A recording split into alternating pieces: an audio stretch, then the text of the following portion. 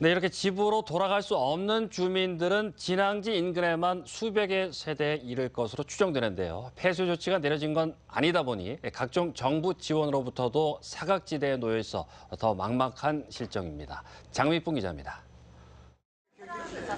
수십 년간 살아온 집을 뒤로하고 엿새째 대피소 생활을 이어오고 있는 이재민들.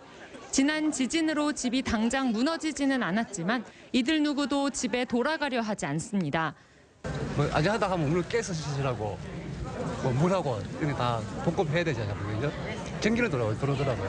그렇지만 전기만 들어오면 뭐 합니까? 그죠? 실제 가스가 들어오면 난막이 되고 따뜻하게 지낼 수가 없는데. 앞으로 강한 여진이 추가 발생할 가능성이 높아 집으로 돌아간다 해도 이전과 같은 생활이 불가능하다고 보고 있습니다. 제가 이틀 갔었거든요. 이틀 더 가니까 여진이 일나가지고 3 이상 나오니까 309 있는 좀 봤어. 왔다 갔다 하고 천장이 그런 상태인데 그러니까 급히 일로 왔거든요. 하지만 집 구조상 별 문제가 없다는 이유로 임시 거주지 제공이나 자금 지원 등에서 완전히 배제돼 있습니다. 집이 완전히 기울어진 대성 아파트 등 일부 주민들이 우선 지원 대상으로 선정돼 임시거처와 전세 융자금을 지원받은 것과는 대조적입니다.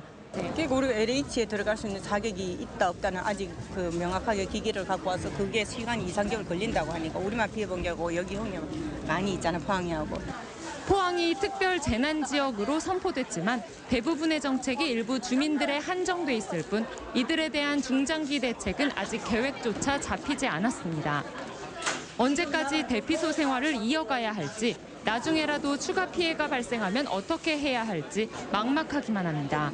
한두 달 만에는 그런 일이 안 생기겠지만 1, 2년 안에 또 다른 변수가 생겨서 기울고 넘어가면 그때는 대책이 없잖아요. 그죠?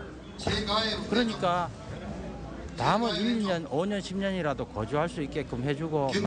가뜩이나 열악한 대피소 생활에 당국의 무관심까지 더해져 소외받은 이재민의 마음은 더욱 얼어붙고 있습니다.